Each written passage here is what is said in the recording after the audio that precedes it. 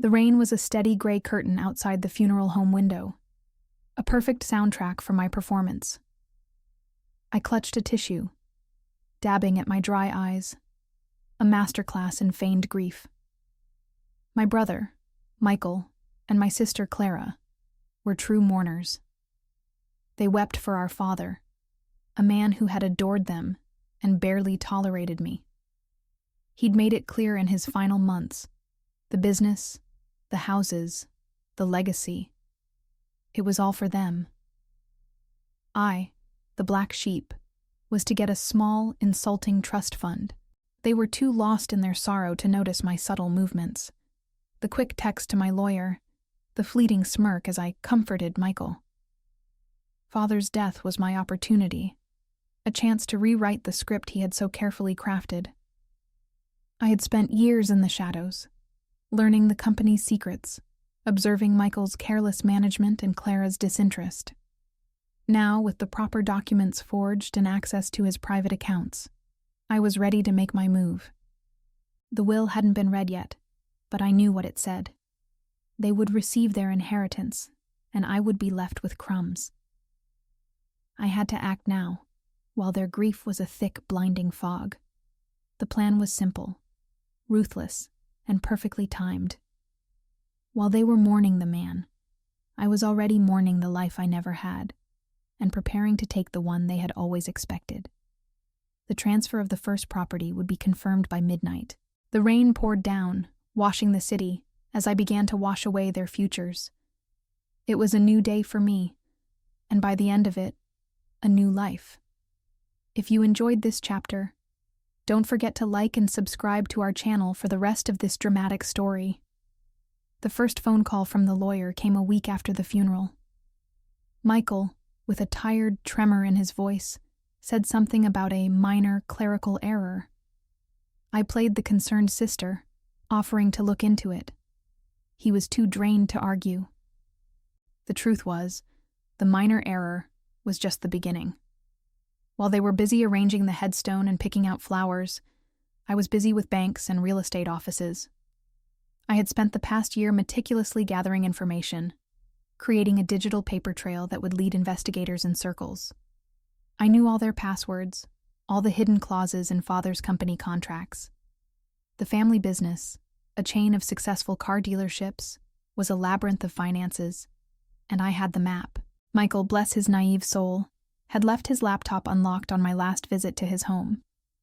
He'd trusted me. He'd told me I was the only one who truly understood the business side of things, even if I wasn't formally part of it. I smiled at the memory. His trust was my greatest weapon. Clara's situation was even easier. She lived a carefree life of travel and art, completely disconnected from the family's assets. Her signature, forged with practice, was a work of art in itself. With each transfer, a piece of their inheritance was being siphoned away. I could almost hear the money clinking into my accounts. It felt like a righteous vengeance, a reclamation of what I believed was always mine. The sun was out today, but for my siblings, the clouds were just starting to gather. The storm was coming, and I was the one who had seeded it. Clara's call was more frantic. Her voice, usually so melodic, was tight with panic. Someone tried to sell the Malibu house, Emily. A wire transfer was initiated. It's a mistake, right?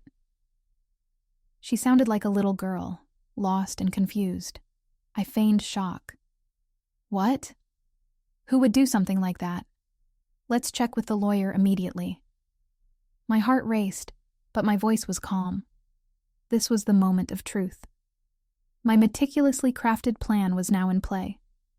The lawyer I had hired, a slick, amoral man named David, was in on it. He would tell them it was a hiccup, a mix-up with a former employee. He would stall, he would confuse, and he would buy me more time. The beautiful thing about my siblings was their complete and utter trust in the system. They believed in law, in justice, in the sanctity of a will.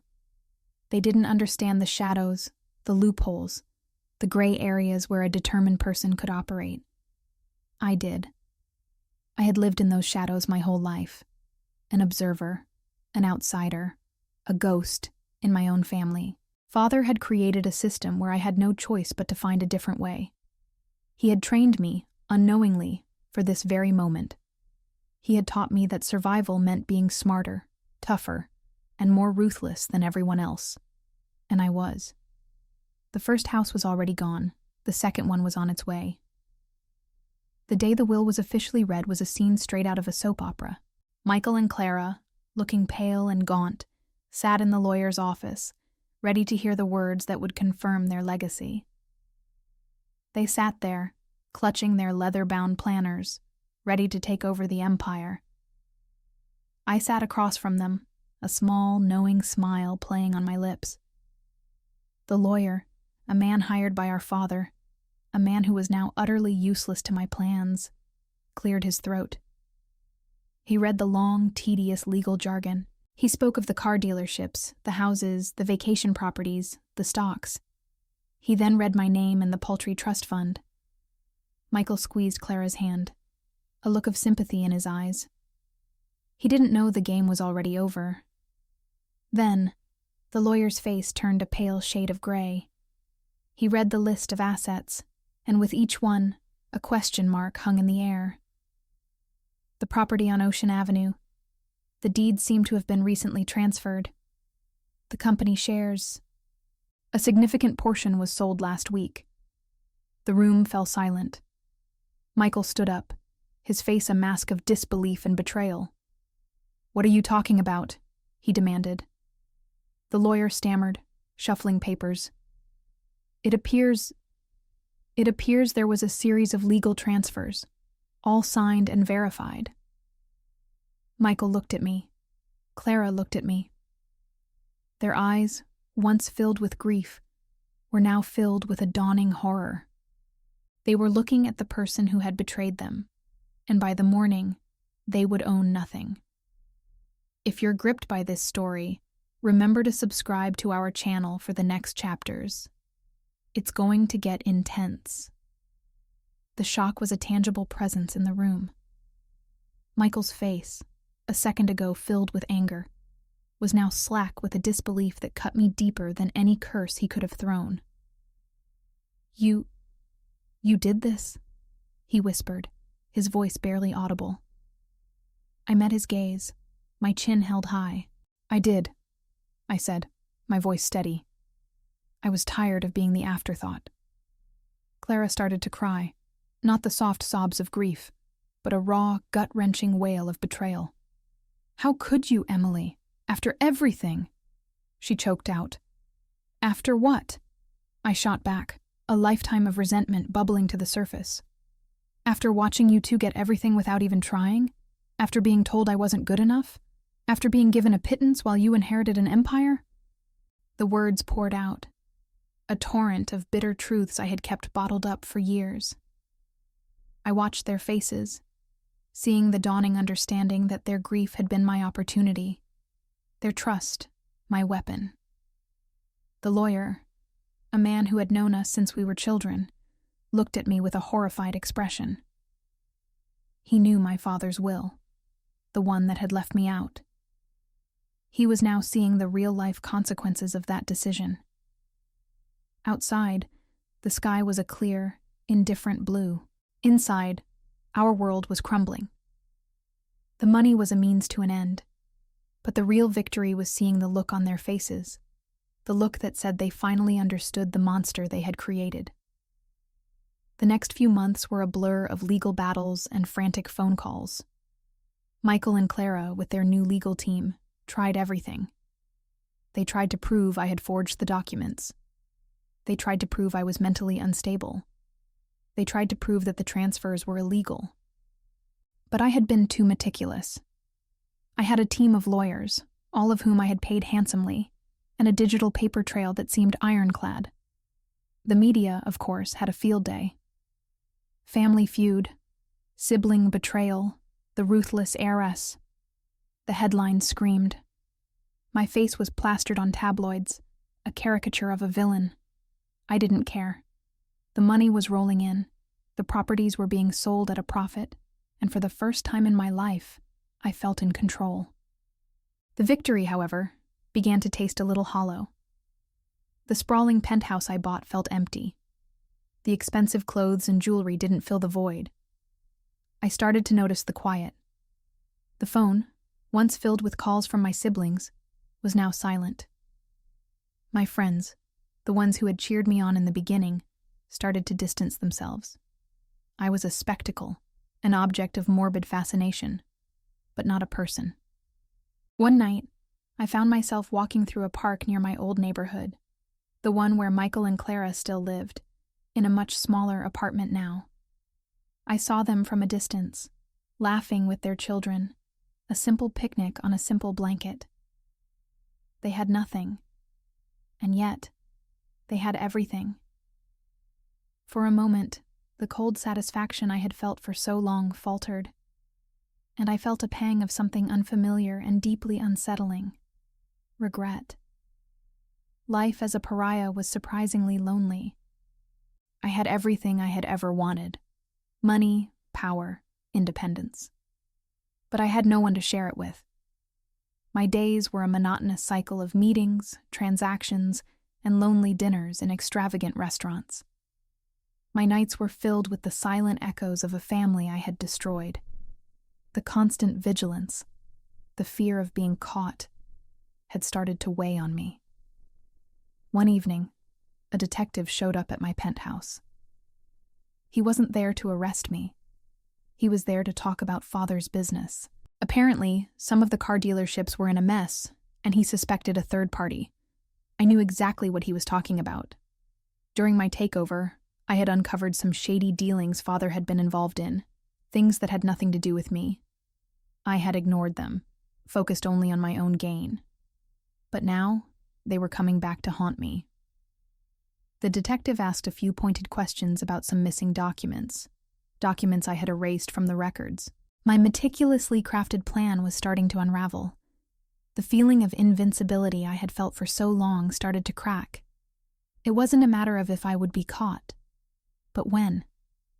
The silence of my penthouse was no longer peaceful. It was suffocating.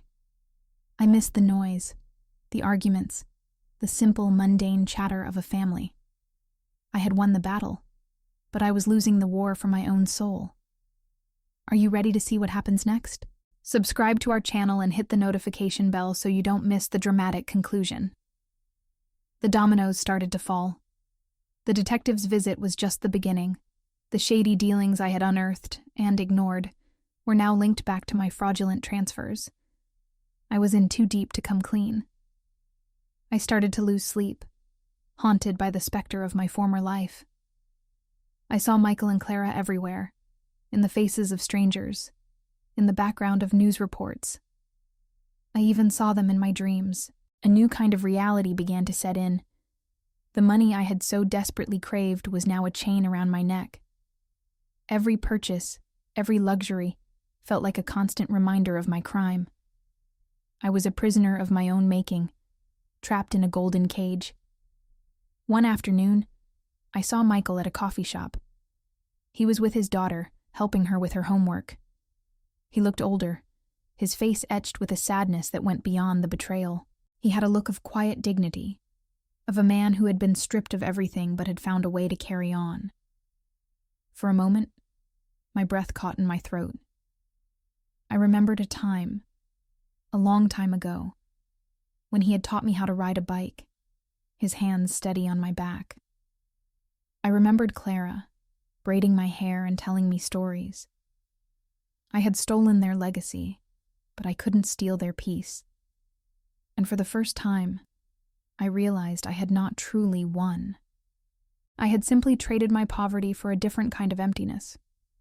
The indictment arrived not as a dramatic police raid, but as a formal, heavy envelope delivered by a stern-faced U.S. Marshal. The charges weren't related to my meticulous, family-related transfers, but to the mess I had so blithely ignored. My father's shadowy deals, the ones I had seen and dismissed as irrelevant to my own plan, were now my undoing. A team of relentless forensic accountants had dug up every deleted file, every coded transaction, linking me directly to a web of corporate malfeasance. The newspapers, which had once sensationalized me as a cunning, ruthless heiress, now labeled me a common criminal, the kind of person who uses tragedy for personal gain.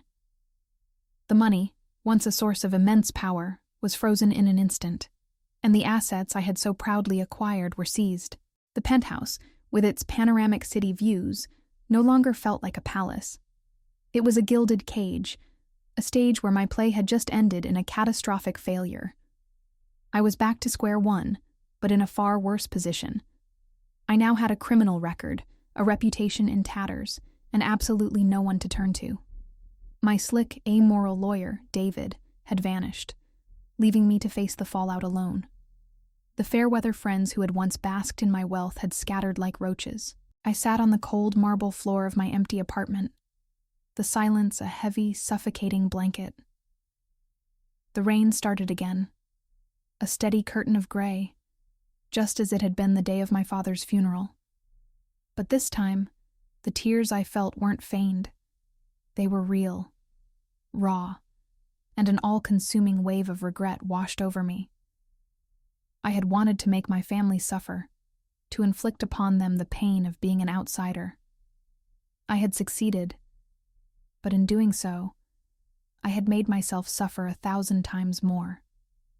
The victory I had craved was a bitter illusion, and I was left with nothing but the crushing weight of my own actions.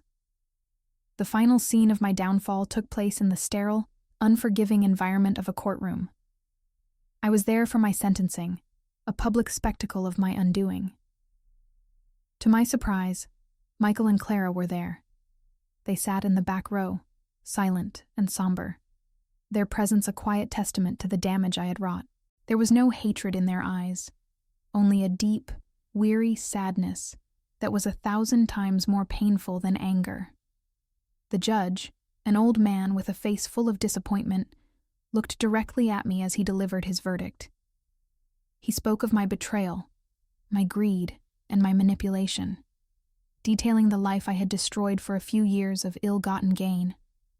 He sentenced me to prison time and a massive restitution order, a debt I would likely never be able to pay. As the bailiff snapped the handcuffs on my wrists, I caught a glimpse of Clara. She didn't look at me directly. Her gaze was fixed on her husband, a small, tired smile on her lips. They had lost their fortune, but they had each other. Then I saw Michael. His eyes met mine, and they were not filled with the fury I had expected, but with a profound, abiding pity. It was the same look he had given me as a child, when I was struggling to fit in, when I felt lost and alone. He saw me, not as a villain, but as a lost soul, a broken person who had made a series of terrible choices. I had taken their wealth, their legacy, but I could never take the love they had for each other, or the simple dignity they had found in building a new life. My victory had been a hollow facade, a house of cards built on a foundation of resentment. I had wanted to hurt them, but in the end, I was the one who was truly alone, trapped forever in a prison of my own making, with nothing but the bitter taste of my own success to keep me company. Thank you for watching. We hope you enjoyed this journey into the complexities of human ambition and betrayal. For more gripping stories like this, be sure to subscribe to our channel and hit the bell for notifications on our next series.